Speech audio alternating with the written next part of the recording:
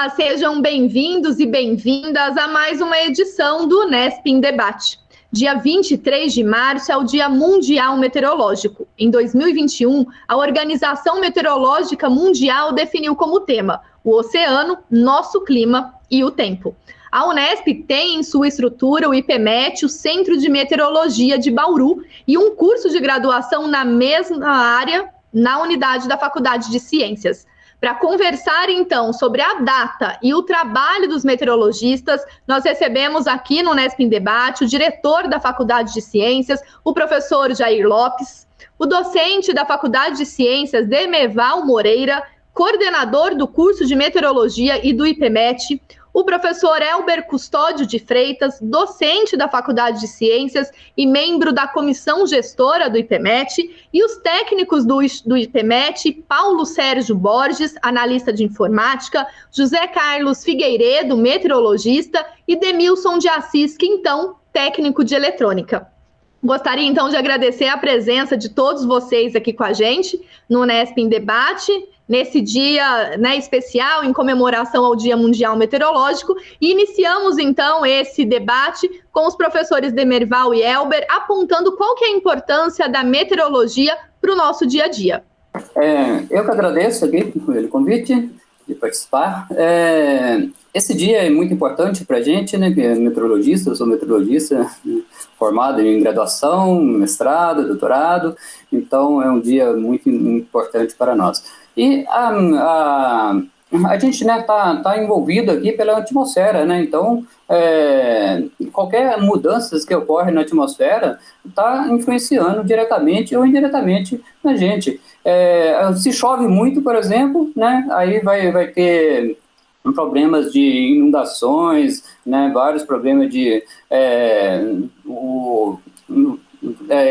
enchentes, vários problemas que ocorrem aí quando ocorre muita chuva. Se ocorre poucas chuvas, tem problema de abastecimento, o agricultor vai ter menos produção, então a gente vai no mercado, os produtos vão estar mais caros, então e tem questão da temperatura também. Se a temperatura é muito baixa ou muito alta, pode ocorrer até mortes, principalmente moradores de rua. Se a temperatura é muito baixa, vai ter esses problemas. Tem problema de umidade, se a umidade está muito baixa, então tem problemas respiratórios. Então a meteorologia está intimamente ligada na vida da gente o tempo todo, então, e é muito importante, então, o meteorologista prever se a gente puder prever, com a maior precisão possível, como que vai ser o tempo ou o clima no futuro, então isso a gente pode se organizar e conseguir ter uma qualidade de vida bem melhor. Maíra, obrigado também, tá? Obrigado pela ajuda, obrigado por colocar a gente aqui para falar um pouco, isso é importante, principalmente nesse dia. Mas como você faz quando a pergunta vem para a gente, qual que é a importância da meteorologia no nosso dia a dia, eu gostaria de fazer uma contextualização, eu queria colocar isso na visão do indivíduo, porque eu acho que as pessoas não percebem a meteorologia fazendo parte da vida da gente de uma maneira tão íntima que ela passa desapercebida. Tá? Então, eu elenquei algumas coisas aqui, eu vou olhando e vou contando uma historinha. Então, imagina que você acorda de manhã. Então, você acorda de manhã, vai no banheiro, vai fazer a sua higiene, você tem que colocar uma roupa. Então, tá frio ou tá calor? Primeiro, a hora que eu cheguei no banheiro, tem água? Primeira pergunta, Então, eu vou colocar uma roupa, mas tá frio ou tá calor? Então hoje eu preciso me programar para trabalhar. Eu não sei se eu vou sair de casa, se eu não vou sair de casa. Vai chover? Se vai chover, eu fico em casa, Ou então, se vai chover, eu vou fazer mais coisa dentro de casa, ou não vai chover, eu vou fazer mais coisa fora de casa. Será que eu posso lavar minha roupa? Será que eu vou conseguir secar minha roupa? Se eu vou sair, o meu deslocamento, o que eu vou usar? Eu vou usar um transporte público, eu vou a pé de bicicleta, vai fazer muito sol, vai chover? Será que eu preciso me proteger com relação ao que vem por aí? Eu posso pegar um resfriado? Ou será que eu preciso me proteger do sol, porque eu vou sair num momento que eu tenho uma intensidade radiativa muito elevada, isso pode me prejudicar? Será que eu preciso tomar conta da minha casa nesse período que está ventando muito, está chovendo muito, eu vou ter que podar aquela árvore porque nesse momento pode cair alguma coisa aqui, me gerar um prejuízo, causar algum dano? machucar alguma pessoa, né? Então, se eu vou me prensar em alguma coisa do meu lazer, né? Será que eu vou sair para lazer agora, viajar nesse período de férias que eu tenho mais sol, ou que eu quero ir para um lugar onde é mais frio? Até para isso eu preciso me organizar, né? Então, veja, no meu dia a dia eu passei por diferentes setores. Eu passei por setor energético, eu passei por setor de recursos hídricos, eu pensei na minha alimentação, né? Eu vou me alimentar, pulei esse aí, eu vou me alimentar, né? O que eu vou comer agora? A fruta da época? Né? Será que tem leite? Puxa, o leite está caro. Por que está caro? Será que tem água para a vaca beber? Ela está comendo no coxo, está tendo pasto? Isso eleva o custo da produção? Né? Então, estou falando de recursos agrícolas, eu estou falando de transporte, eu estou falando de saúde, né? Estou falando de indústria, estou falando de infraestrutura. Então, tudo isso tem implicação em relação a recursos financeiros. Né? Veja, eu penso no recurso financeiro do ponto de vista do indivíduo, e aí, quando você escalona isso para uma população, a gente está pensando no desenvolvimento de uma cidade, de um município, de uma nação. Tá? Então, eu digo para você, a meteorologia ela está localmente na vida de cada um, e a hora que você integra tudo isso, isso escala global, né? Isso vai para a nação. Tá? Obrigado. A partir dessa fala de vocês, desse nosso vínculo diário e que muitas vezes passa despercebido, para a gente pensar a importância, então, de termos um curso de graduação voltado para esses estudos, para esses fenômenos, e a importância desse curso estar dentro da universidade. O professor Jair, enquanto diretor da Faculdade de Ciências, que abriga o curso de graduação e também a responsabilidade desse centro de meteorologia, o que representa tudo isso para a nossa universidade? Depois os professores podem complementar enquanto os docentes atuantes no curso de meteorologia. Mayra, inicialmente nós agradecemos aqui em nome da direção da Faculdade de Ciências pela iniciativa da TV Unesp, né, de proporcionar esse espaço para a discussão de um tema tão relevante e proporcionar também essa abertura, né, de divulgação do nosso Centro de Meteorologia de Bauru. Mayra, se nós fôssemos assim, bastante sintéticos, é um misto de orgulho e de responsabilidade. Orgulho por tudo isso, né, que os professores que me precederam, o Elber e o Demerval, colocaram, ou seja, se nós pensarmos hoje na importância do tipo de dado, de informação gerado por um centro de meteorologia, em termos de defesa de indivíduo, defesa de patrimônio, segurança pessoal, do ponto de vista da importância que esse tipo de informação tem para setores básicos e estratégicos como energia, agroindústria e etc., isso, assim, reveste a Unesp de um grande orgulho de ser detentora de 2 radares, né, que cobrem aí aproximadamente 80% de um estado que não é um estado, mais um estado dentro do Brasil, é o estado de São Paulo, com a importância que ele tem. Então, se você imaginar que a universidade hoje monitora, do ponto de vista meteorológico, 80% do território de um estado, como o estado de São Paulo, fora algumas áreas de Mato Grosso do Sul, Triângulo Mineiro e Paraná, dá para nós imaginarmos assim, como os olhos de muitos setores diferentes recaem sobre o tipo de produção de informação que o IPMET detém.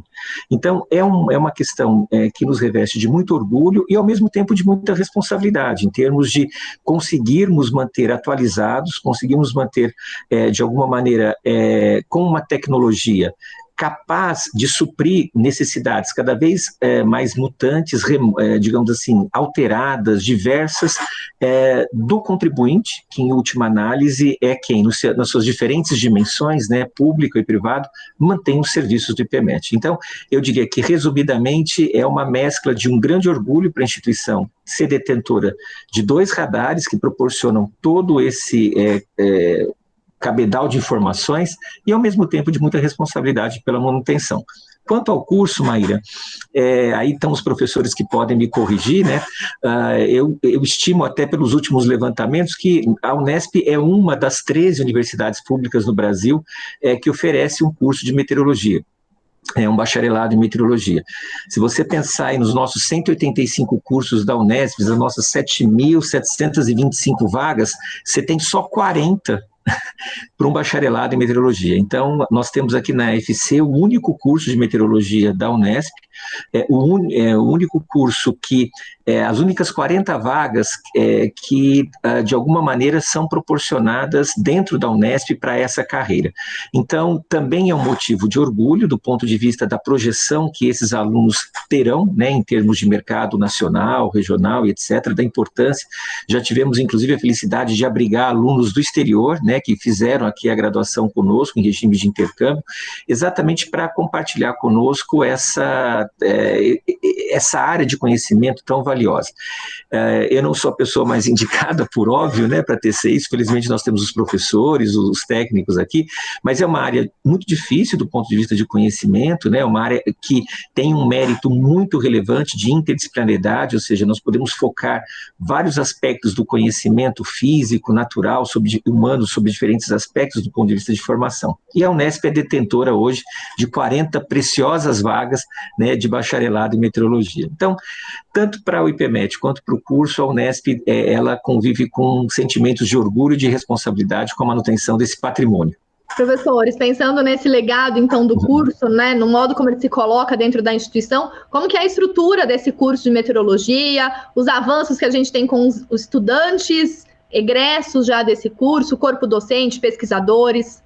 O curso, né, ele tem atualmente para 4 anos, né, de no mínimo 4 anos e o máximo de 7.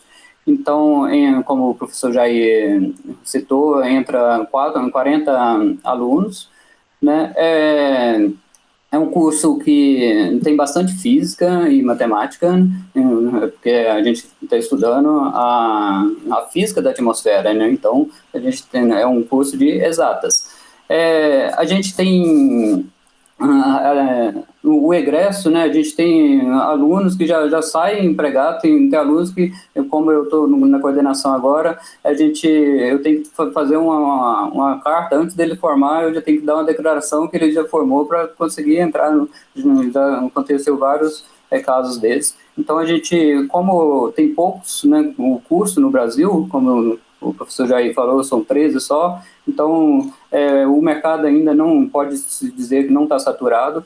Então é um curso que eu acho que e cada dia, né, a gente vai vendo falar mais da meteorologia, né, a importância da meteorologia está aumentando. As empresas estão vendo que a meteorologia é rentável, né? Uma empresa de energia vê que se tiver um meteorologista lá, ela pode ganhar muito mais dinheiro, na agro também. Então, essas empresas estão contratando bastante meteorologista. Então, é um curso que a gente tem um sentimento que vai crescer muito ainda, né? E ser bastante divulgado, aumentar um pouco a divulgação, porque até por isso que eu até agradeço esse espaço aqui também, porque, por exemplo, a gente esteve numa empresa de energia aqui em Bauru e eles não sabiam que existia o curso de meteorologia aqui em Bauru. Nós achamos um absurdo, né? Mas acontece isso. Então, esse espaço é muito legal para a gente divulgar o curso e o curso eu acho que vai crescer muito, né, e com o apoio à Unesp, né, uma universidade muito boa. Então a gente tem esperança que ainda a gente pretende, por enquanto a gente não tem a pós-graduação, a gente pretende também investir na pós-graduação, né, e ter um curso, né, ele é novo, né, um curso novo, iniciou em 2013, mas já está bem avançado já nessa parte. Para a gente pensar a articulação do curso de meteorologia com o Centro de Meteorologia de Bauru, então o professor Jair mencionou que a Unesp tem 2 radares, um fica em Bauru, onde está a Faculdade de Ciências e o Centro de Meteorologia, e outro na unidade de Presidente Prudente. Então eu queria saber de vocês essa organização, como que funciona esse centro, por que ele deixou de ser chamado Instituto de Pesquisas Meteorológicas, que daria o título à sigla, que ainda permanece, IPMET, e hoje se consolida como um centro de meteorologia de Bauru. Professor Jair. Sim, Maíra, nós temos assim uma história longa, né, do IPMET no âmbito da cidade de Bauru, de uma maneira bastante sucinta, e aqui eu tenho o privilégio de ter pessoas que participaram de momentos diferentes dessa história. Em 1972 nós temos a criação, né, do IPMET, então o ano que vem nós estaremos comemorando 50 anos, né, de criação do IPMET. O primeiro radar vem em 74, 20 anos depois, 94, o segundo radar lá em Presidente Prudente. Quando nós tivemos a incorporação, né, no ciclo de expansão da Unesp, em 1988, em que o campus de Bauru entra para a Unesp, ele entra, o IPMET, Instituto de Pesquisas Meteorológicas, ele entra como uma unidade complementar vinculado diretamente à reitoria. E ele já tinha, né, de uma maneira incontestável, um reconhecimento regional, nacional, como um centro inovador. Foi o primeiro radar instalado no país, lá na década de 70. Então, o nome IPMET, ele se consolida, se mantém. Nós tínhamos uma equipe de pesquisadores, só que vinculado, Maíra, institucionalmente à reitoria, como unidade complementar. Em 2013, nós temos a criação do curso de bacharelado em meteorologia. Em 2014, o Conselho Universitário ele aprova uma mudança administrativa em relação ao IPMET. O Conselho Universitário aprova, então, a transformação do IPMET de unidade complementar em unidade auxiliar, simples, de estrutura simples, vinculado à Faculdade de Ciências. E também, nessa mesma reunião do Conselho Universitário, o nome passa a ser Centro de Meteorologia de Bauru. Agora, seria muito difícil apagar, né, o IPMET, o nome IPMET, é uma sigla de peso, né, uma sigla reconhecida e etc. De 2014, então, em diante, o IPMET passa a ter uma vinculação institucional e administrativa direta com a Faculdade de Ciências, enquanto unidade universitária. E agora, em 2019, com as mudanças que o CEP aprovou em relação às estruturas das unidades auxiliares, o IPMET, ele passa a ser considerado uma unidade vinculada à Faculdade de Ciências, mas não mais dentro das características que uma nova resolução estabeleceu via CEP, né, no CEP, para as unidades auxiliares. Então, a partir desse momento, né, inclusive gerou uma preocupação, principalmente em termos municipais, quando em setembro do ano passado foi divulgada, então, a extinção do IPMET como unidade auxiliar, mas não a extinção do Centro de Meteorologia em Bauru.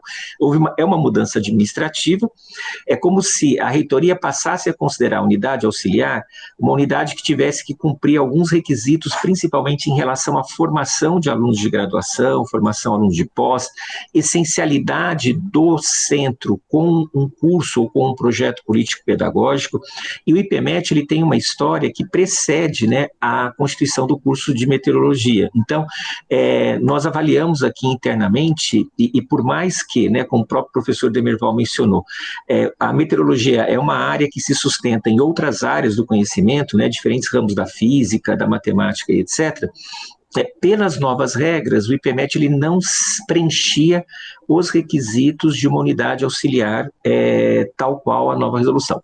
Com isso, então, o IPMET permanece na Faculdade de Ciências. Nós já temos uma outra estrutura administrativa com relação ao qual o IPMET se ajusta, digamos assim, que seria como órgão complementar.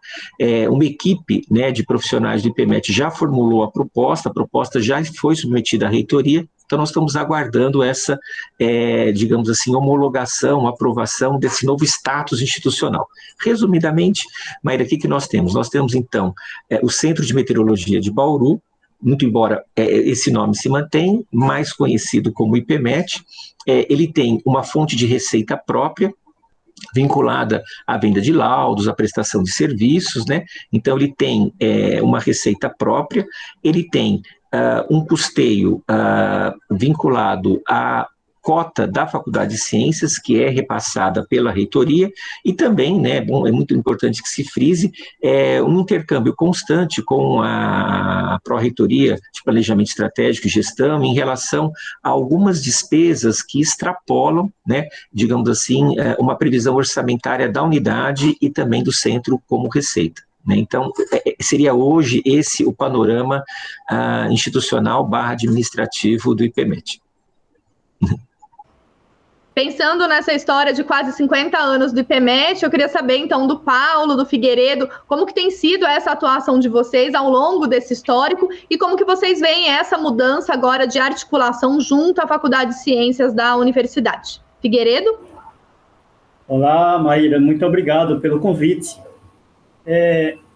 No ano passado, eu completei 40 anos de meteorologista, da minha graduação. E até eu estava lá num evento do CONFEA, que a gente tem um órgão que regulamenta a profissão. No nosso, por decisão do Ministério da Educação na época, né, passou a ser o CREA, esse sistema CREA-CONFEA.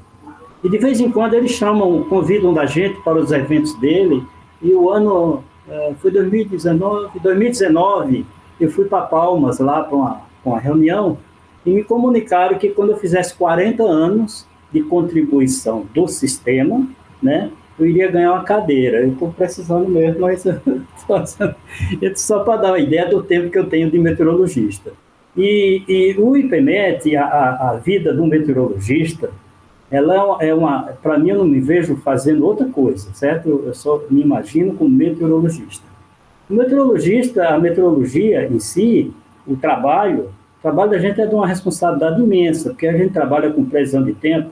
Previsão de tempo é um produto perecível, entendeu? O que adianta uma previsão de tempo para ontem? Não tem isso, né? Tem para amanhã ou daqui alguns instantes. Você errou, não tem mais como consertar isso aí, entendeu? Então, é uma profissão. Eu lembro quando na década de 90, eu fui nos Estados Unidos fazer um treinamento, e eu vi lá, quando eu fui em algum lugar, perguntaram o que é que eu fazia, que eu dizia que era meteorologista, eles tinham uma piadinha também, como tem aqui no Brasil, né? Que nunca acerta, tal. Esse conceito vem acabando com à medida que a gente também melhorou muito, né? A modelagem melhorou muito, o radar meteorológico nosso, os 2 radares, o Denilson pode falar muito bem sobre isso, que é ele que cuida dos radares, né? É tão moderno como qualquer outro que você encontrar por aí fora, né? E existem outros radares no Brasil que param de vez em quando. O do IPMET está, pelo menos que eu sou testemunha, 32 anos, e eu passei alguns anos sendo usuário, quando eu trabalhava em outros órgãos. Trabalhei na SESC um bom tempo. Eu nunca ouvi falar que o IPMET parou, né? Então, graças a essa equipe técnica que a gente tem, Paulo Borges cuida da informática, o Denilson cuida do coração dos radares, né? Se ele não estiver funcionando, não tem jeito, né? Então, o serviço da gente é um serviço, além de ser perecível, ele tem uma responsabilidade imensa. Faz falta água porque não tem o gestor das águas na estação chuvosa, alaga tudo, ninguém guarda nada. Quando chega na estação seca, todo ano é aquela limitação de, como o Elber falou, tem água ou não tem? Entendeu? Isso é uma pergunta que não deveria ser feita, né? Se a gente tivesse gestores, né? Então, você vê que o meteorologista está envolvido na vida da cidade, do país, né? Os sistemas... eu morro de inveja do engenheiro. O engenheiro pega uma maquetezinha, constrói um condomínio, uns carrinhos ali bonitinho, tudo aquilo dá certo, às vezes até sai mais bonito que a maquete, né? Mas nós não, o nosso ambiente e a atmosfera, como o professor Demerval falou, né? Nós não temos como colocar a atmosfera numa sala e ficar mexendo nos parâmetros meteorológicos para ajustar modelo, não tem como, né? Então, é uma luta diária para se melhorar a previsão. Na minha avaliação, nos últimos 10 anos, a meteorologia no Brasil deu um salto gigantesco, né? E eu não consigo ver outra luz no fim do túnel, de que os americanos já viram faz muitos anos. Quando eu estava lá, eu lembro, a mulher trabalhava, a gente morava na casa de uma americana, alugava um quarto lá, né? E de manhãzinha ela levava a gente até o prédio mundial do tempo, lá em Washington, D.C., na capital, né? E aí ela dizia mesmo assim, vamos embora, vamos embora. Não, vamos olhar o radar, se tem alguma chuva vindo para cá, vamos ver a previsão do tempo. Enquanto não via isso, a gente não saía de casa. No Brasil, nós não temos essa cultura. Mas a oportunidade, como você está nos dando aqui, aí sim, quem sabe, daqui o meu neto vai ter essa cultura.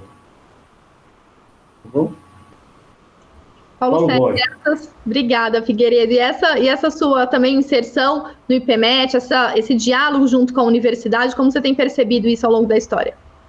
Olha, a maioria dos estagiários muitos deles passam pela minha mão, né? Para nós, o sonho da gente foi que sempre tivesse esse curso. No passado, os mais velhos aqui sabem disso, foi feito projetos, os pesquisadores na época levaram, mas o negócio era amarrado quando levava para um conselho superior e eles devolviam que não havia necessidade desse curso. Foi uma luta gigantesca, né? Até que finalmente esse curso, alguém viu que era importante ter na universidade. Então, para nós foi uma maravilha a existência do curso, né? Até acho que ainda precisa mais haver uma interligação mais forte entre os técnicos do IPMET e o curso. Mas, no meu caso, eu acho maravilhoso, por exemplo, os estagiários. Os estagiários dão vida ao setor, né? Porque para eles é ótimo. Eles vão trabalhar, vão fazer estágio no melhor laboratório de radar meteorológico da América do Sul. Não é do Brasil, é da América do Sul, né? Então, o cara sai aqui gabaritado para trabalhar em algo muito importante. O governo federal instalou 23 radares, eu acho que um dia desse tinha 20 fora do ar, mas tudo bem, mas instalou.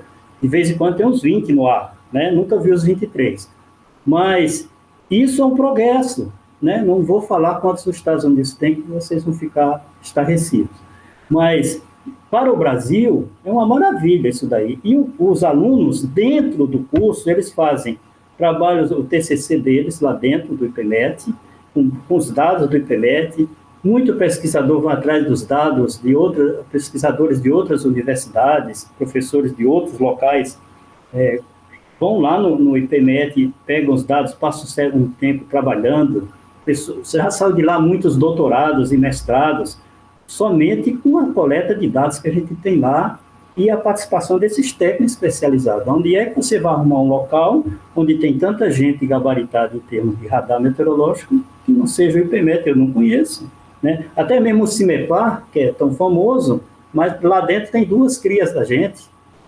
A gente foi formando coisa. Hoje em dia, lá eu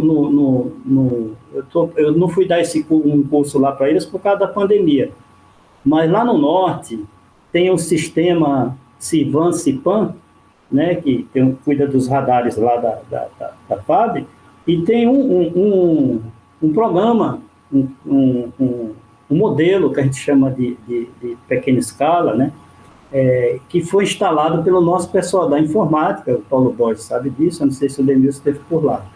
E hoje eles utilizam até hoje eles utilizam essa informação.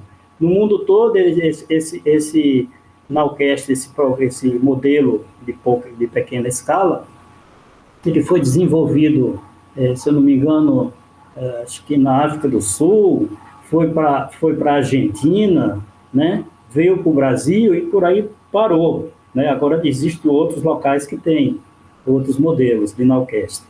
E aqui no Brasil, o IPMET equipou o CIPAN e CIVAN, que é um sistema grande com esse modelo, né? Então, o ensino dentro do IPMET, no meu entender, ressuscitou a vida acadêmica e pesquisa dentro da instituição. Antes de eu passar a palavra para o Paulo Sérgio contar um pouquinho dessa história do trabalho que ele desenvolve há décadas dentro do IPMET, queria saber do professor Elber, do professor Demerval, como que se articula dentro da grade curricular do curso de meteorologia as atividades de ensino, pesquisa e extensão e esse diálogo que o Figueiredo bem pontuou com os alunos que fazem estágio e pesquisas dentro do IPMET. Quando a gente olha para o IPMET hoje, né, a gente olhando para a estrutura do IPMET, né? Então, como o Figueiredo falou, existe a sala de operação ali, né? O IPMET também tem salas de aula, tem sala de videoconferência, o IPMET tem laboratórios e os radares, né? Então, considerando essa infraestrutura, quando a gente olha para o ensino, a gente vê o IPMET como um lugar que, além de poder ministrar aulas ali, que a gente já mexeu na estrutura do IPMET para poder dar aula ali, a gente tem o IPMET como uma ferramenta importantíssima para o curso, porque os alunos podem fazer estágio ali, né? O IPMET, geralmente, os alunos que vêm fazer meteorologia, uma parte é de Bauru, outra parte não é de Bauru, e eles têm que arrumar um local para fazer estágio, né, porque o estágio é obrigatório no curso. Então, eles fazem isso no IPMET. Né? Então, o IPMET ele serve como fornecedor de material para pesquisa, para desenvolvimento de iniciação científica, né? Para desenvolvimento de TCC. O IPMET oferece salas de aula, o IPMET oferece os laboratórios e oferece também a condição da instituição de prover uma ferramenta para a realização de estágio. Isso é uma coisa que tem um valor muito importante para a gente. Né?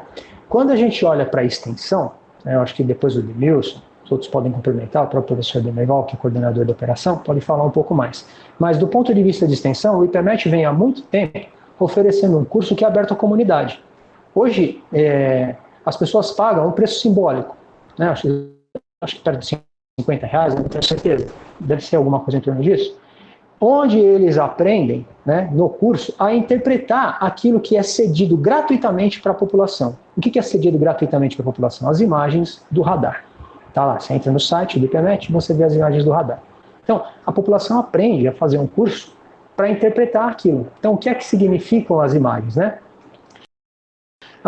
Eles vão aprender nesse curso, olhar para a imagem e avaliar se vai chover, se existe um sistema presente, como é que esse sistema está se deslocando, qual é o tamanho do sistema, qual é a área de abrangência, né?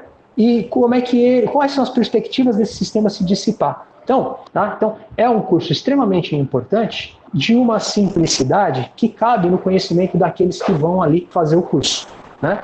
E aí, pesquisa, né? Existia o quadro de pesquisadores, eles se aposentaram, saíram do IPMET, então o IPMET, existe uma latência, né? Um período até que essas coisas engrenem de novo, mas o professor Demerval, ele pode falar, gostaria que ele falasse um pouco, dos projetos de pesquisa que ele vem desenvolvendo, porque ele está usando os dados do IPMET para fazer isso. Eu também faço ali uma pequena pesquisa usando a infraestrutura, mas não necessariamente os dados do radar. Tá? Mas então eu passo a palavra agora para o professor Demerval para ele explicar um pouco, para ele complementar e falar um pouco dos projetos dele. Antes, eu vou falar do que você comentou do curso, então fazer uma propaganda aqui. O curso, a gente está dando ele agora de forma online, né, por causa da pandemia.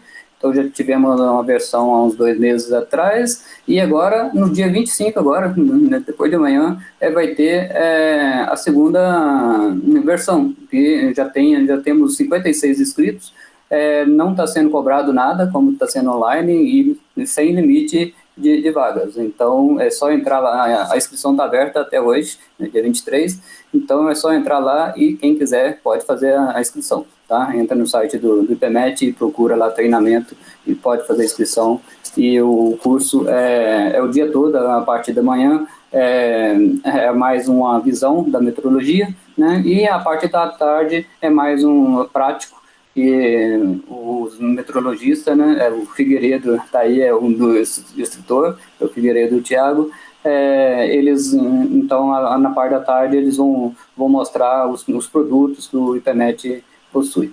Então, é uma propaganda aqui do curso e do treinamento. Então, e a questão da pesquisa, realmente, o IPMET, ele tem uma base de dados riquíssima, né, 30 anos de dados aí, então, vários pesquisadores, mesmo fora da Unesp, pede esses dados, né, são fornecidos de forma gratuita para pesquisa, né, então é uma base muito rica que a gente tem aqui no IPMET.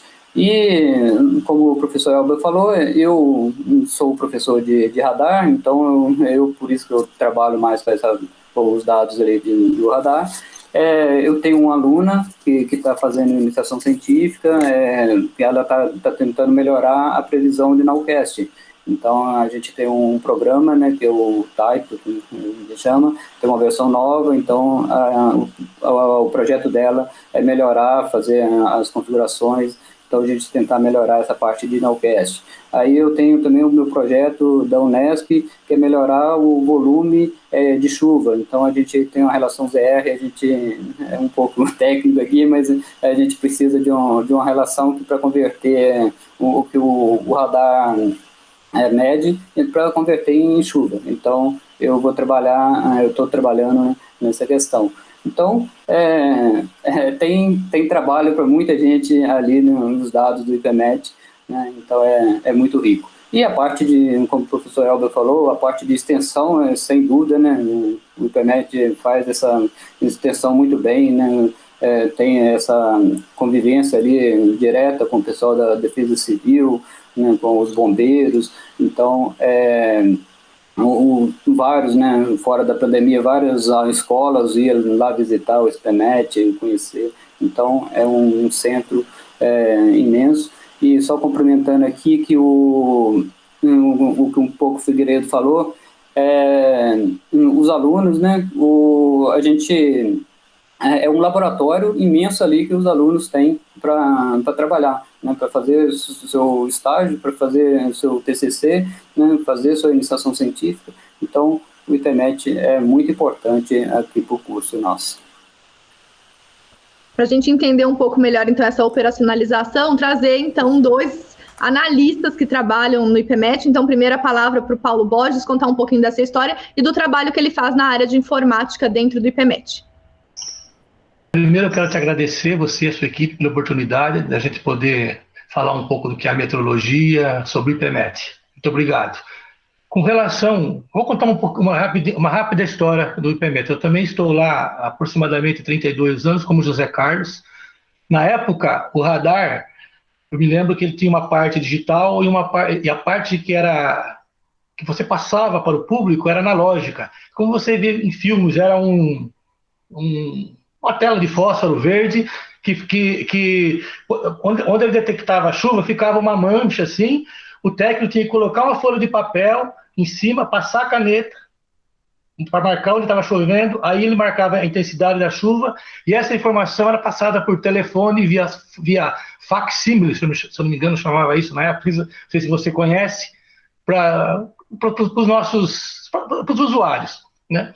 E na época isso não era um equipamento defasado, não. Inclusive, nós tínhamos um computador, um VAX da Digital, se não me engano era modelo 750, que era um dos computadores mais potentes, não sei se do estado ou do interior. Inclusive, quando a fundação, na época, a FED, acho que comprou esse computador, o diretor, na época, teve que assinar um termo dizendo que ele não ia utilizar essa potência toda para fins bélicos. O disco dele parecia uma máquina de lavar roupa, tinha, acho que se não me engano, 500 mega. Hoje 500 mega é um CD, sei lá. Mas era uma potência na época. E também nós tivemos, se eu não me engano, a primeira linha de dados com a internet, uma linha de 1.200 bits por segundo, conectado, gente com a PESP, que aí a gente recebia e-mail. E-mail na época era tudo, não existia terminal gráfico. Era essa linha de comando, né? Então foi uma época que, quando a gente olha para trás, parece uma coisa muito antiga, muito rudimentar, mas não era, né? Para a época era o que se tinha de novidade. Aí nós fomos evoluindo, comprando equipamentos, né?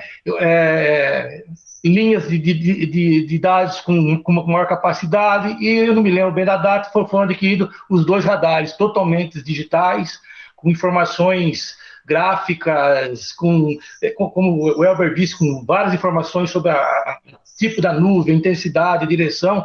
Não foi um avanço significativo, né? E como a gente foi adquirindo esse know-how, o IPMET já era conhecido nacionalmente, vamos dizer até mundialmente, se surgiu a própria reitoria, quase que, não vou dizer exigiu, mas levantou essa possibilidade do curso.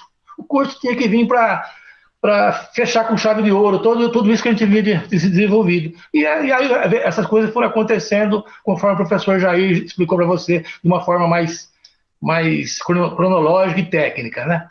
E nós, da área de informática, o que a gente faz hoje lá, né? Nós divulgamos todo o trabalho do IPMET através de sites, nós divulga através de Facebook, Twitter, nós fazemos o possível para manter todos os equipamentos funcionando 24 horas, 7 dias por semana, porque como o Zé Carlos disse, a informação meteorológica é perecível. Se uma máquina parar, e parar de repente por um dia, meia hora, esses dados, dependendo da situação, ele pode ser perdido e não tem como recuperar. Então, o nosso serviço é basicamente isso, ele dá suporte para o pessoal da meteorologia, suporte para o pessoal técnico, para os pesquisadores e professores. Quer dizer, nós damos suporte para o IPMET na área de TI. É basicamente isso que nós fazemos. E aí o Demilson, que então cuida então dos radares, como o Figueiredo já antecipou, e aí está a grande joia do IPMET. Eu gostaria de saber exatamente como que é esse trabalho, né, dos dados que você coleta, de como é o funcionamento desse radar para chegar nos produtos que o IPMET oferece à população. Ok, obrigado, Maíra, pela oportunidade de estar aqui falando na TV Unesp, né? Bom, eu estou envolvido com o IPMET já faz um tempinho também, como o pessoal diz. Eu sou um pouquinho mais novo que o Zé Carlos e que o Paulo Borges, né? Eu estou lá só há 29 anos. Entrei no IPMET, um dos primeiros grandes trabalhos que eu fiz lá foi a instalação do atual radar, que foi instalado em 1992. O professor Jair mencionou a instalação do primeiro radar, que foi em 1974, um radar banda C. Em 1992 nós instalamos o radar, montar mesmo, tudo, montar, o pessoal gosta, passa lá e fala assim, a bola do IPMET, o termo técnico usado é radome, ou domo do radar. Dentro daquela bola lá, a gente tem uma antena parabólica de 4 metros de diâmetro que fica girando.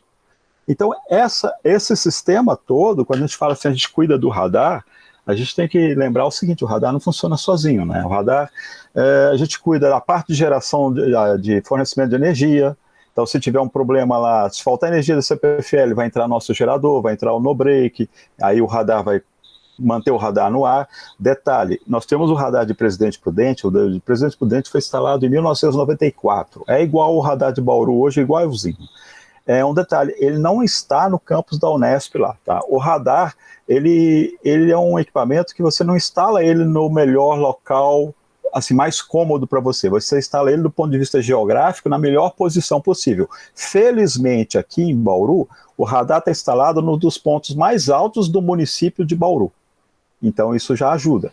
Apesar de que a gente já tem alguns problemas com prédios altos que estão aparecendo, árvores, eventualmente, se crescerem muito, elas podem atrapalhar o sinal do radar. Em Presidente Prudente, o nosso radar está instalado na beira da rodovia Raposo Tavares, para quem conhece Presidente Prudente, dentro da ETEC lá. Não é dentro do campus da Unesp. Mas por que está ali? Porque foi dentro do local para ser instalado um radar, e dentro das possibilidades, que era uma área do Estado e tudo, a gente conseguiu o radar instalado lá em 1994. E então, todo esse sistema de energia, no-break, gerador, também temos em Presidente Prudente, com um pequeno detalhe, está só a aproximadamente 300 quilômetros de distância daqui e não tem ninguém lá. Então, tudo que a gente faz com o radar de lá, cuidar do radar, é tudo feito aqui por Bauru. Então, quando eu estava pensando, né, vamos pensar no que a pandemia afeta ou afetou o meu trabalho.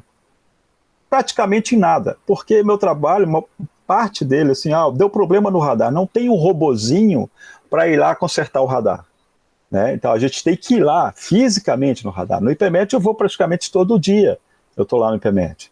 Então a gente tem que cuidar. Outro dia era 3 horas da manhã, a gente estava resolvendo o problema junto com a CPFL, porque caiu um raio lá, então parou toda a parte do campus, da parte de educação física, para tudo. Então a gente tem que estar cuidando disso, como já dizia o Cazuza, né? O tempo não para.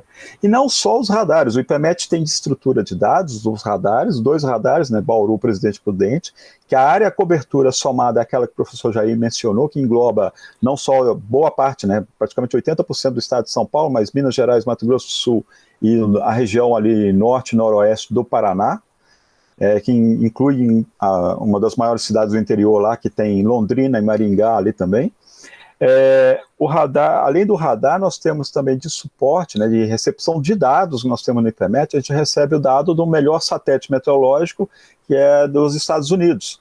É o satélite GOES-16, né, e esse radar, esse satélite, a gente tem um sistema lá que também a gente mantém, recebendo dados o tempo todo para fornecimento do quê? Das imagens de satélite. Porque isso tudo vai se integrar naquilo que o professor Demerval falou, naquilo que o Weber falou, daquela história, daquele conceito de você levantar de manhã e querer saber como é que está o tempo. Hoje, a maioria das pessoas, o IPMET faz uma coisa que a gente chama de, o termo usado na meteorologia é nowcasting. Nowcast, que é a junção da palavra em inglês now e forecast, é como se a gente pode traduzir ao pé da letra assim, uma previsão do agora, ou previsão de curto prazo. A previsão para daqui 10 minutos, para meia hora, 1 hora. Como que a gente faz isso? Todas as pessoas fazem isso. Só que elas não sabem que está fazendo nowcast. Você sai para fora, você olha o tempo, e você bate o olho, o seu céu está azul. Com certeza você pode inferir que, eu tenho certeza que o céu azul sem nenhuma nuvem não vai chover nas próximas meia hora. Você está fazendo nowcast. Agora imagina quando você olhar para a imagem do radar, que você está vendo, não como o céu está, mas você está vendo se tem chuva ao seu redor. E se tiver chuva ao redor, não é só assim, não basta só eu saber que a chuva está, por exemplo, em Marília. O interessante do radar é que o que o radar faz é um monitoramento contínuo. Então eu sei a imagem que o radar faz, ele mostra onde a chuva está agora, mas ele mostra onde que a chuva esteve nos últimos minutos, nas últimas horas. Então o que é importante para a gente ver no radar é uma animação da imagem. Então a gente vê o deslocamento das chuvas. E a gente vendo o deslocamento das chuvas, a gente tem uma ideia para onde ela está indo e, mais importante, que hora que ela vai chegar lá, se ela vai chegar lá. Além disso, o radar mostra para a gente qual a intensidade da chuva. Mostrando a intensidade da chuva, a gente também, para ter uma ideia muito boa, isso eu estou falando sem usar o programa que o professor Demerval mencionou, o programa de nowcasting, a gente tem uma ideia muito boa se a chuva está ficando mais forte ou se ela está ficando mais fraca. Então, às vezes, a chuva vai chegar aqui em Bauru 8 horas da noite, mas você olhando a imagem, você fala assim, mas até chegar aqui ela já se dissipou no meio do caminho. Então, o sistema de radar é tudo isso. E uma coisa curiosa, é uma curiosidade muito boa, aliás, as pessoas não se atentam, mas a gente tem também, né, ali, para acesso dos alunos, porque imagina, os alunos estão lá, estão tendo aula, bom, agora não, né, mas os alunos estão lá no IPMET, eles têm o contato o tempo todo, a hora que quiser falar comigo sobre radar, sobre satélite. A gente tem equipamentos também de radiosondagem, que é um outro meio muito importante para obtenção de dados para meteorologia, que é lançar balão. A gente lança balões com um equipamento que vai medindo pressão, temperatura, umidade, velocidade e direção do vento, desde daqui até aproximadamente 25 km de altura. A gente não faz isso operacionalmente no IPMET, ou seja, lançando todo dia, por uma questão de falta de recursos, porque um lançamento desse é caro. Mas isso é feito em vários locais no Brasil, e no mundo, aliás, 2 vezes por dia. O mais próximo de nós aqui, nós temos em Londrina e no Campo de Marte, em São Paulo. 2 vezes por dia é lançado um balãozinho desse, e quem lança lá é o pessoal da aeronáutica para fazer essas medições. Então, a gente tem todo esse conjunto de dados, a gente recebe os dados do satélite. Uma coisa muito importante dizer, eu não acho que tenha uma outra área que tenha que ser, por obrigação, tão colaborativa como é a meteorologia. Não adianta você ter todo o dinheiro do mundo, como é os Estados Unidos, por exemplo, e eles fazerem a meteorologia só a previsão do tempo para eles. Eles precisam conhecer como está ao redor. Então eles precisam da medida da América do Sul, eles precisam das medidas da Europa, eles precisam de medida do mundo inteiro para fazer previsão para eles. Então a meteorologia, existe uma troca muito grande de dados, de informações, de medidas que são feitas num local e que são distribuídas para outro. E isso só é possível através hoje, né, do trabalho do Paulo, que é manter a parte de TI, de manter essa transmissão de dados, e a gente tentar manter fazendo isso, funcionando isso todo o tempo, 24 horas por dia. Você comenta, né, desse trabalho do radar, eu queria só que vocês pontuassem rapidamente quais são esses produtos que o IPMET oferece para a população. Então, vocês comentaram, né, do Corpo de Bombeiros, da Defesa Civil, esse treinamento que é dado para qualquer pessoa que tenha interesse em ler e entender um pouco dessa atuação dos meteorologistas. Então, tem os alertas via Twitter, que o Paulo Sérgio pontuou, né, alertas de tempestades. Então, que leitura é essa e quais são esses produtos que a comunidade pode ter acesso, acessando ao site do IPMET, ligando para vocês, a própria imprensa, né, a TV Unesp também utilizando os serviços, dados ofertados para vocês para divulgar para a população a previsão do tempo, né, Bauru e região. Maíra, eu vou mencionar um que você não mencionou aí, é muito importante, afeta praticamente todo mundo no estado de São Paulo. Lá no Palácio Bandeirantes, no Palácio do Governo, lá em São Paulo, ter o setor lá dentro da Casa Civil, que é o pessoal da Defesa Civil. Tem o CGE, Centro de Gerenciamento de Emergência. O Centro de Gerenciamento de Emergência é uma sala onde trabalha o pessoal da Defesa Civil e meteorologistas contratados pelo governo do estado que ficam olhando um video wall monstro que tem na parede com vários tipos de informações chegando ao mesmo tempo. Uma das informações que está ali o tempo todo aberta, 24 horas, são as imagens dos nossos radares de Bauru, Presidente Prudente. Aqueles SMS que a gente recebe, para quem é cadastrado no número da Defesa Civil, se não me engano é o 40199, cadastrado nesse número aí que manda o CEP e recebe aviso da Defesa Civil, é disparado a partir desse local, através de um meteorologista que está olhando assim, falando, nossa, tem uma chuva chegando perto de Marília. Opa, vou avisar o pessoal da região de Marília. Então, lá eles disparam um SMS baseado nas informações geradas pelo nosso radar. Então, mais do que a população acessa, nós temos uma responsabilidade muito grande, porque se a gente não tiver, como o Zé Carlos mencionou, se a gente não tiver esse dado funcionando, e aí quando eu falo esse dado disponível lá, significa ter energia, ter o link de comunicação de dados funcionando, ter o radar funcionando, gerando os dados, o pessoal da Defesa Civil não vai receber essa informação e não vai poder avisar também a população a respeito de eventos extremos. Você perguntou o que o PEMET faz hoje, o que divulga. São rapidamente. O PEMET ele emite boletins de previsão de tempo, alerta a comunidade em geral, com prioridade, lógico, para a Defesa Civil, elabora laudos técnicos, como o Zé Carlos disse. Você pega, quando acontece um tempo severo, coisa do tipo, sempre o pessoal pede laudo para seguros, desenvolve rotinas internas para meteorologia, para os professores.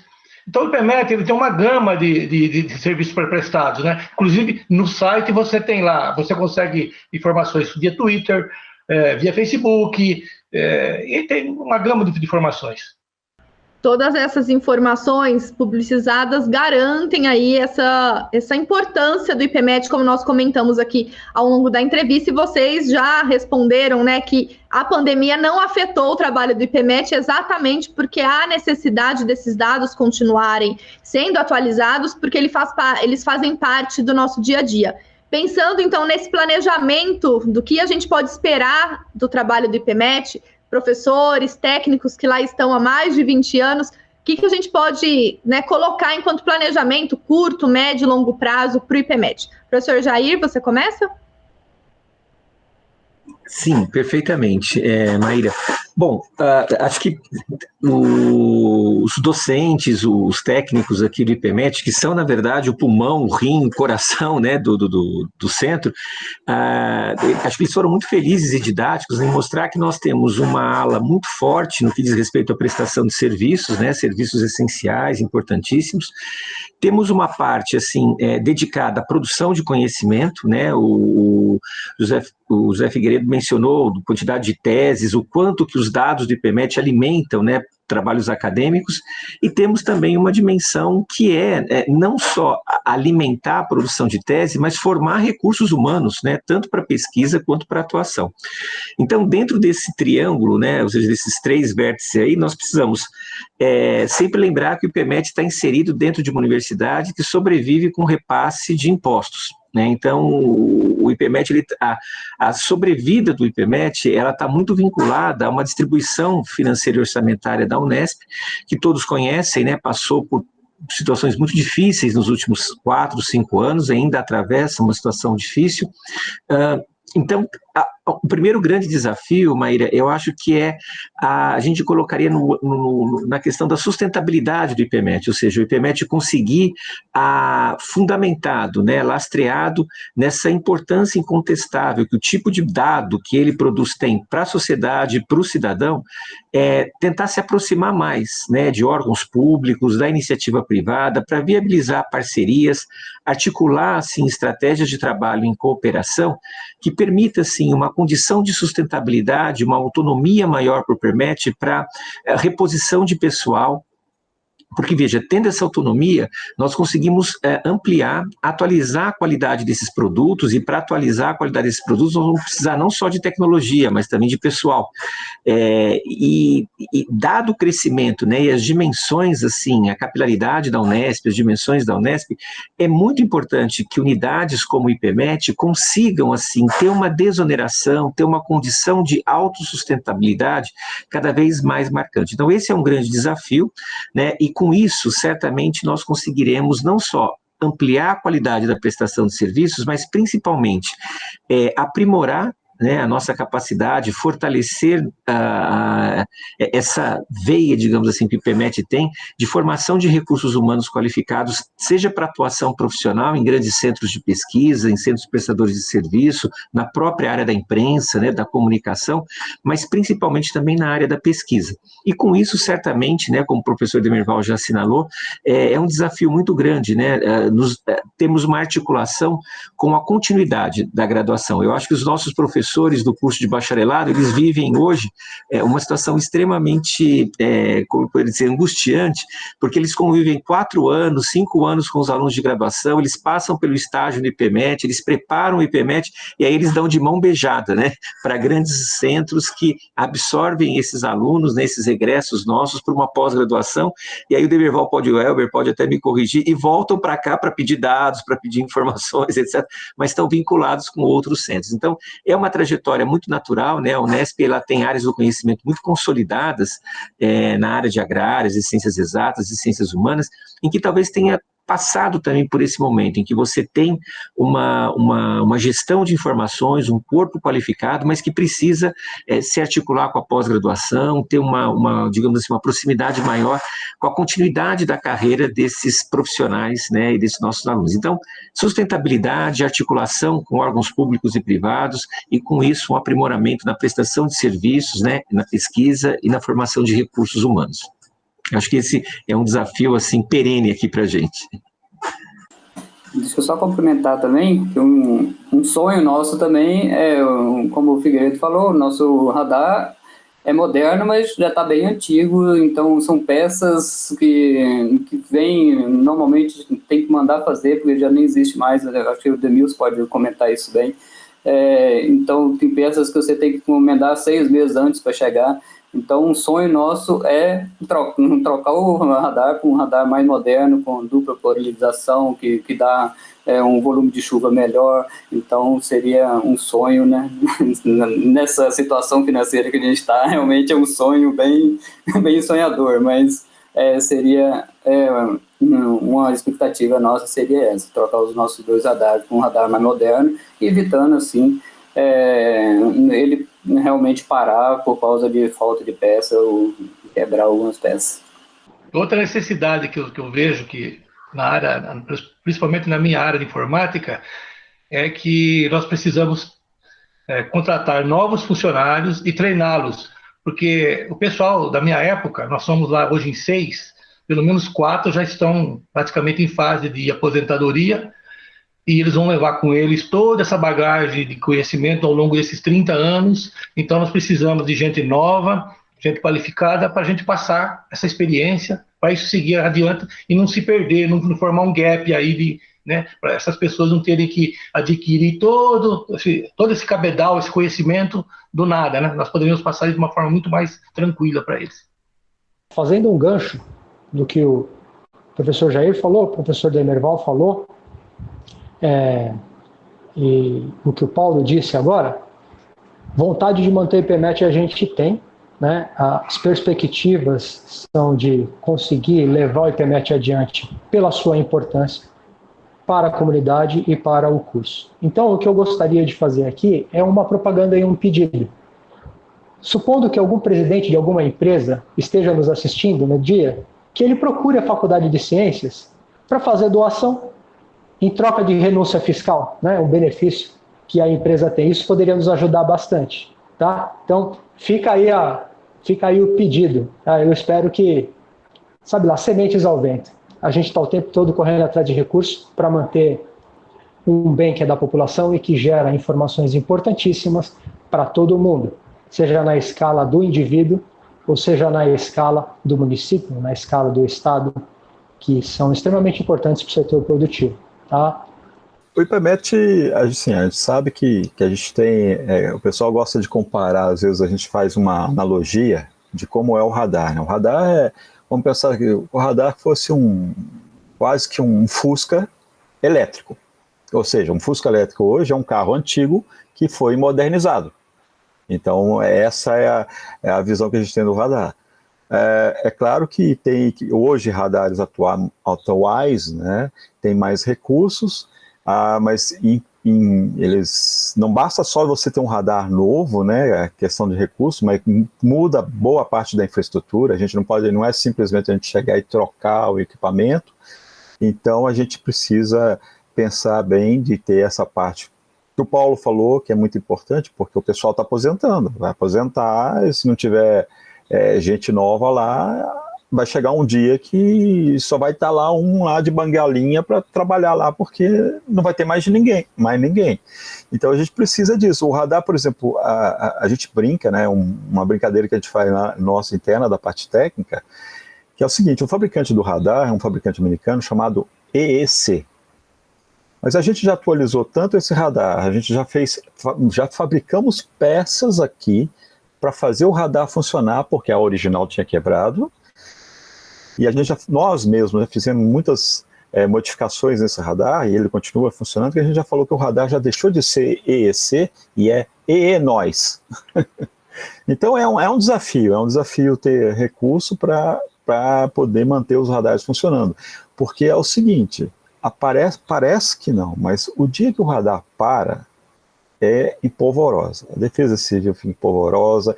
Imagina, você está acostumado, no meu caso, né, 28 anos, 29 anos aqui, as minhas atividades, como o Figueiredo mencionou, as minhas atividades, inclusive atividades do trabalho, eu não faço sem olhar para o radar. Por exemplo, eu não posso sair de Bauru para fazer uma manutenção no radar de Presidente Prudente se eu souber que tem chuva. Eu preciso da minha informação para eu executar o meu trabalho. Da mesma forma que eu uso a minha informação para eventualmente programar uma viagem, fazer turismo. Quando eu morava em Alagoas, por exemplo, a gente decidia final de semana, vou para o litoral norte ou litoral sul, vamos olhar o radar. Isso aqui no estado de São Paulo, se as pessoas descobrem isso, as pessoas não pegam mais chuva. O fabricante de guarda-chuva, ele vai quebrar, porque a pessoa só pega a chuva se ela souber que ela vai pegar chuva. O desafio nosso do meteorologista é diário. Todo dia, até hoje eu não vi, nesses 32 anos de radar, nenhuma imagem de radar. Eu falo isso para os estagiários, desafio eles ficam lá tentando achar. Que um dia exatamente igual ao outro. Chega lá de manhã, olha lá a imagem, 9 horas da manhã. Olhei, anota aí a imagem, aí procure ver uma igual. Sempre tem uma coisinha diferente. Sempre, quando não tem chuva, sempre tem, não tem chuva. Lá mostra coisas que acontecem. Lá mostra ventos de rajada sem nem nuvem, né?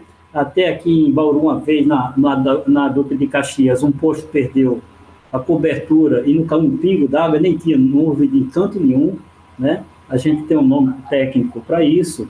E essas coisinhas, que aparentemente são ruídos, são informações.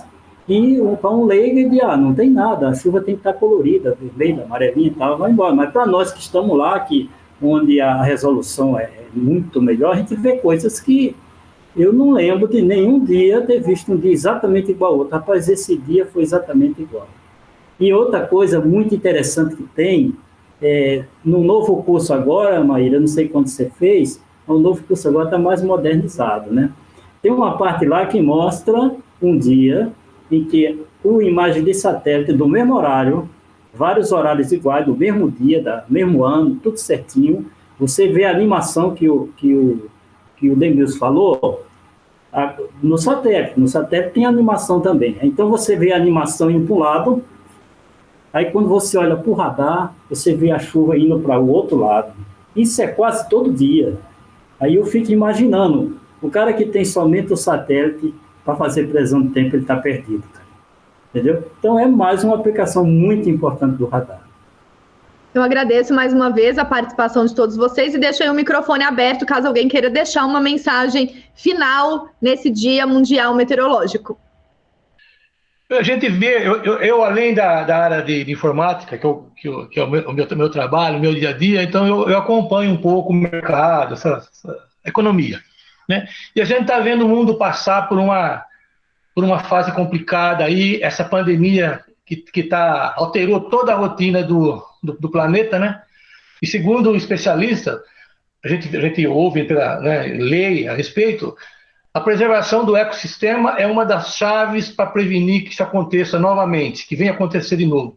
E o fator clima, o meio ambiente e a sustentabilidade, ou seja, a gente cuidar do planeta está em evidência, né? Até hoje você ouve falar muito do termo ESG, que é Environmental, Social e Governance, que são as melhores práticas ambientais, sociais e de governança, né? E esse termo reflete a preocupação das empresas e dos governos que estão diretamente relacionados a esse termo sustentabilidade, né? E a sociedade vem cobrando hoje, eu vejo, das empresas, né, que elas evite, combata e reduza a deteriorização do meio ambiente, o esgotamento dos recursos naturais. Inclusive, hoje, a gente vê fundos de investimentos que só estão inseridos nesse fundo empresas com essa filosofia, né? Então, quando eu vejo assim o mercado, o mundo se volta para esse tema, não tem como dissociar isso da meteorologia, né? Porque eu entendo que a meteorologia é uma das áreas estratégicas com capacidade de conhecimento técnico e onde certamente os agentes envolvidos vão buscar informações, demandas, metodologias, soluções para entrar em conformidade com esse ESG, esse termo novo que está no mercado aí, né? E eu acho que com base nesse cenário, eu vejo a meteorologia como uma das áreas de enorme potencial de crescimento futuro, né? E tem importância vital para a sociedade em geral e também para os meios produtivos. Eu acho que a meteorologia a meteorologia e o meteorologista é uma profissão de futuro que veio para ficar. Obrigado. Nas perguntas que a gente recebeu, tinha uma mensagem que vocês podem deixar em prol da meteorologia, tá? Então, fazendo um gancho, eu diria que essa mensagem não é em prol da meteorologia, eu diria que é em prol da vida, à luz da meteorologia, tá? Então, eu queria fazer duas considerações aqui. Quando a gente olha para a matriz energética mundial, ela é fundamentalmente baseada na queima de combustível fóssil, tá?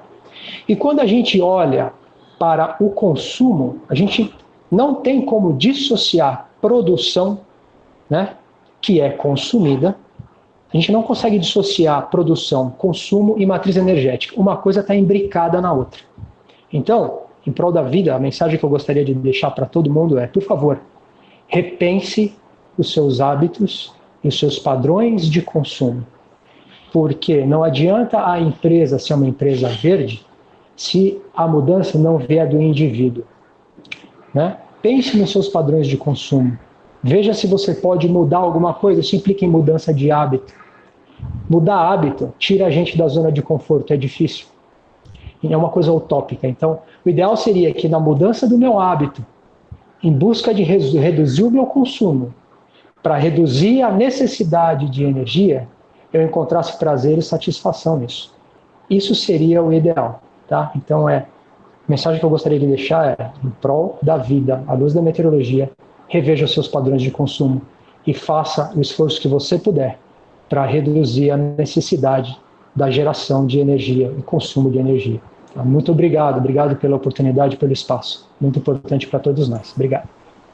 Este tema eu achei que foi bem interessante, né? O oceano, o nosso clima e tempo, porque o oceano, né, todo mundo sabe que ocupa em torno de 70% ali da superfície da Terra é ocupado pelo oceano.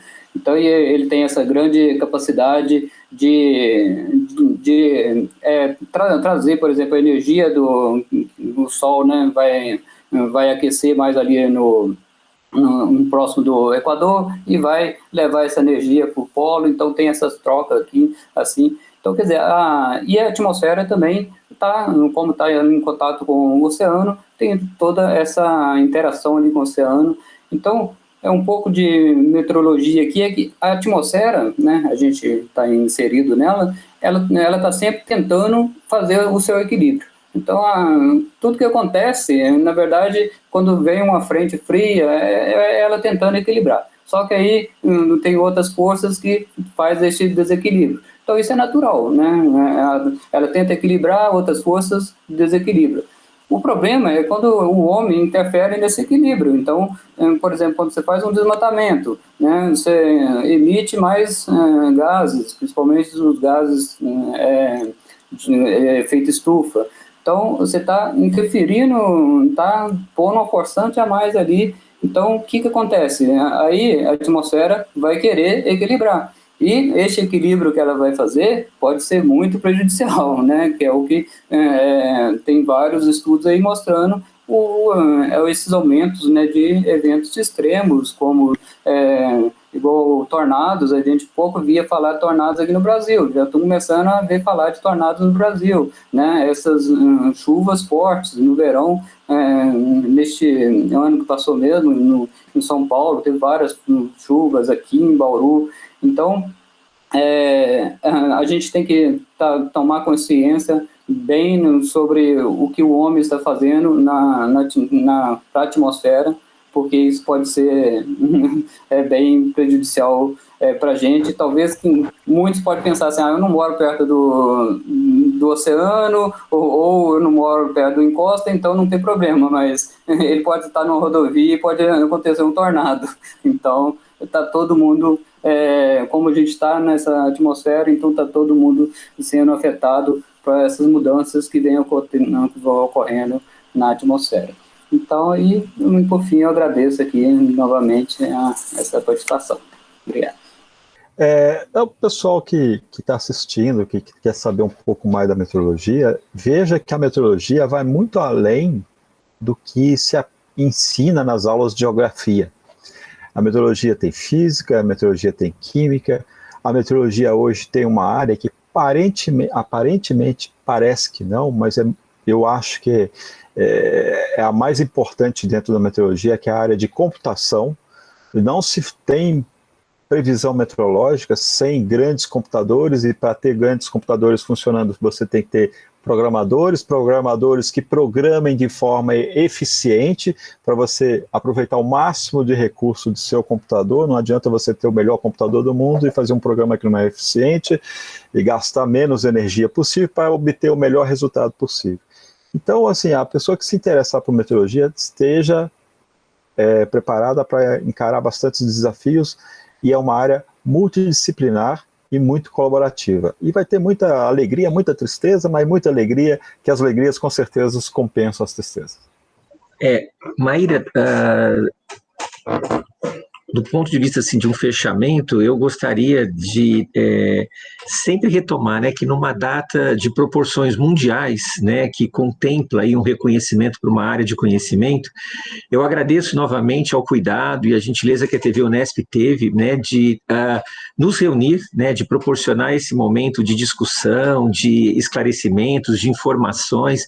É óbvio que eu acho que é notória assim, a preocupação, né, dos nossos colegas aqui em tornar informações de muita complexidade do ponto de vista técnico, né, palatáveis, né, para o grande público, e eu acho que isso é um exercício muito interessante.